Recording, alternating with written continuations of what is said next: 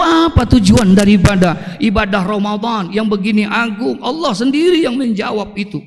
Kata Allah dalam Al-Quran, ya ayyuhalladzina amanu kutiba alaikumus siyam kama kutiba alal ladzina min qablikum la'allakum tattaqun. Itu tujuan hakikat daripada pelaksanaan ibadah Ramadan, saudara.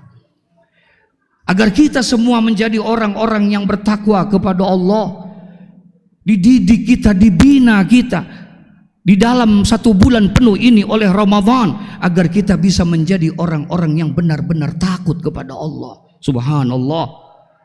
Dari sekian banyak tujuan-tujuan Ramadan, satu saja kalau seandainya kita amalkan, saudara, menanamkan rasa takut kita kepada Allah. Kalau ini bisa kita jalankan, insya Allah kita akan menjadi manusia bukan hanya sempurna, tapi mungkin menjadi manusia-manusia yang paripurna, saudara. Menumbuhkan rasa takut kita kepada Allah Subhanahu wa ta'ala. Dari mana kita gambarannya? Contoh yang paling sederhana saja, saudara. Maaf beribu maaf ini. Contoh yang paling gampang saja. Misalnya tadi siang, di waktu siang, kira-kira habis sembahyang zuhur, emang di saat-saat itu lagi haus-hausnya kita, betul? Di waktu zuhur kita lagi lapar-laparnya kita pada saat itu. Kemudian di waktu siang itu, andai kata saja kita keluar dari rumah, kita pakai motor, naik motor, pakai jaket hitam, pakai helm hitam dan lain sebagainya, nggak ada yang tahu kita, nggak ada yang kenalin kita karena saking rapetnya kita. Kemudian kita berangkat menuju kemana? Ke rumah makan sederhana. Bapak tahu rumah makan sederhana? Kita datang ke rumah makan sederhana, ke sana siang-siang kita datang. Kemudian kita beli makanan itu dengan uang yang halal. Kita beli makanannya, kita beli lauk pauknya dan lain sebagainya kita beli. Setelah kita beli itu kita pulang. Kira-kira ada yang kenalin kita tidak? Halo? Ada yang kenalin kita tidak?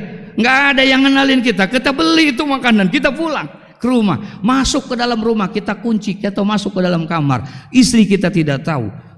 Anak-anak kita tidak tahu, jangan lagi tetangga kita, keluarga kita tidak tahu. Masuk kita ke dalam kamar kita, Masya Allah, kita buka, saudara, makanan yang kita beli. Jangan lupa beli es kelapanya juga, saudara. Kita beli itu makanan, kita masuk ke dalam kamar kita kunci, istri gak lihat, anak tidak lihat, betul. Kemudian kalau seandainya pada saat itu kita makan, bisa tidak? Bisa tidak? Bisa. Makanannya halal tidak? Minumannya halal tidak? Yang beli kita makan, yang uang yang kita beli pakai uang yang halal tidak? Halal. Kenapa kita tidak makan pada saat itu? Padahal saat itu memungkinkan sekali kita tidak makan. Tidak ada yang lihat satupun. Anak kita, tetangga kita, kawan kita, kerabat kita, tidak ada. Andai kata kita mau makan pada saat itu bisa, saudara, tapi ternyata kita tidak mau makan. Kenapa? Kita takut kepada Allah. Insya Allah kita takut kepada Allah, menanamkan rasa takut yang luar biasa di dalam diri kita. Kalau ini saja berhasil dalam hidup kita, pendidikan puasa yang diajarkan kepada kita menanamkan rasa takut di dalam diri kita, insya Allah, saudara, insya Allah, saya yakin, seyakin-yakinnya tidak akan ada seorang anak yang durhaka kepada Allah kalau di dalam dirinya ada rasa takut kepada Allah. Betul? Saya yakin, seyakin-yakinnya tidak akan berani seorang anak membentak-bentak mamahnya, membentak-bentak papahnya. Kenapa? Puasanya berhasil karena menanamkan rasa takut kepada Allah. Saya yakin, seyakin-yakinnya tidak akan ada seorang istri yang berani melawan kepada suaminya, berkhianat kepada suaminya, kalau puasanya berhasil ada rasa takut kepada Allah Subhanahu wa ta'ala. Tidak ada seorang suami yang akan berbuat jahat, zalim kepada istrinya, kalau seandainya puasanya berhasil ada rasa takut kepada Allah di dalam dirinya.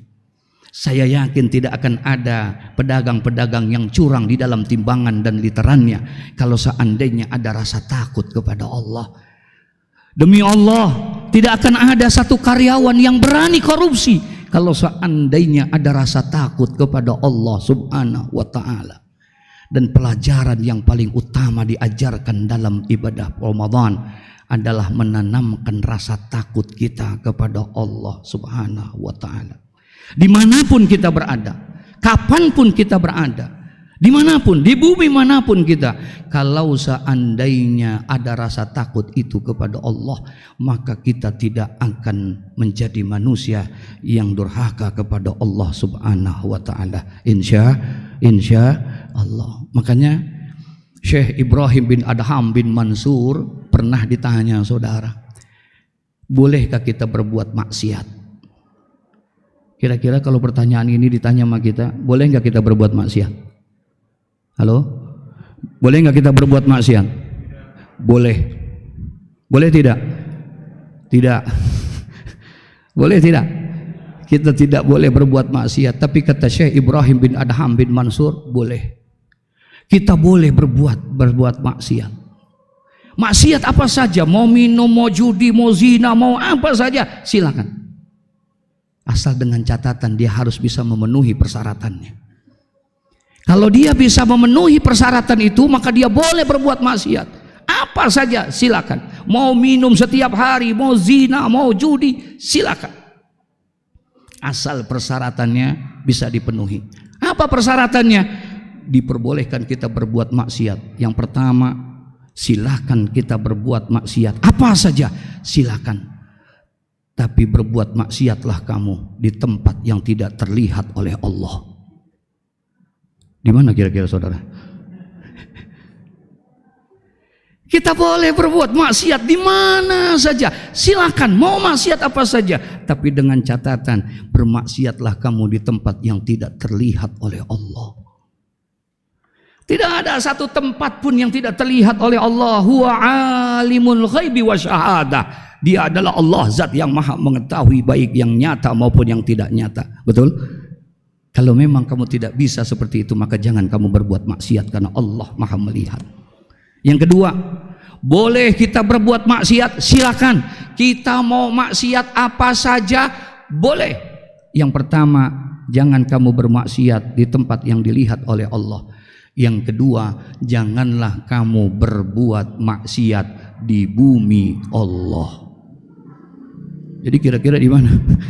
Jangan kamu berbuat maksiat di bumi Allah.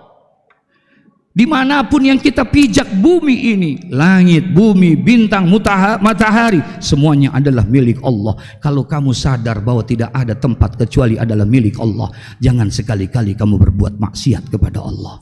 Yang ketiga, kamu boleh berbuat maksiat, tapi bermaksiat janganlah kamu memakan rizki dari Allah.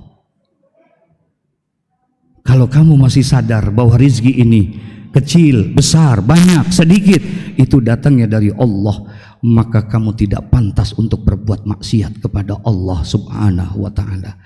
Masih panjang perjalanan kita. Lebaran berapa hari lagi?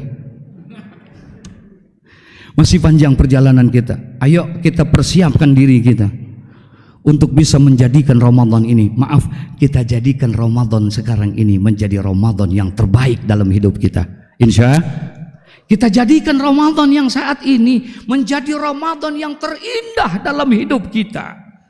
Bedakan dengan Ramadan yang lalu. Kalau Ramadan tahun yang lalu kita belum menghatamkan Quran, Ramadan sekarang kita harus hatam Quran. Insya kalau kemarin Ramadan kita tidak full taraweh kita, Ramadan ini jangan lepas taraweh itu, saudara.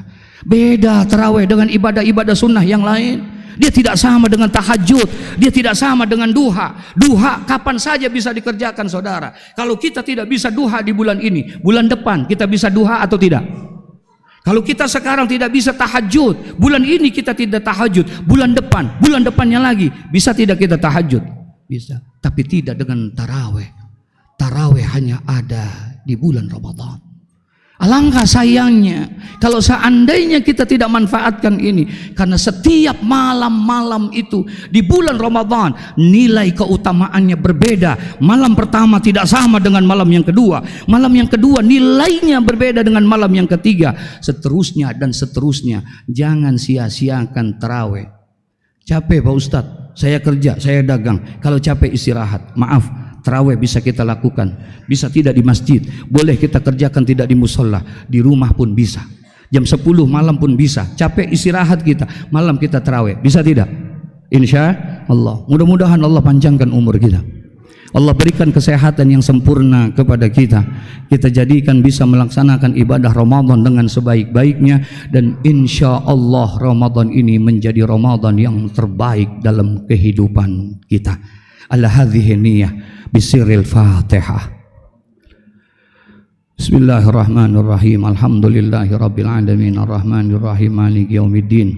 Iyyaka na'budu wa iyyaka nasta'in ihdinas siratal mustaqim siratal ladzina an'amta 'alaihim ghairil maghdubi 'alaihim waladdallin amin. Mudah-mudahan sedikit ini ada manfaatnya. Wallahul muwaffiq ila aqwamit thoriq. Wassalamualaikum warahmatullahi wabarakatuh.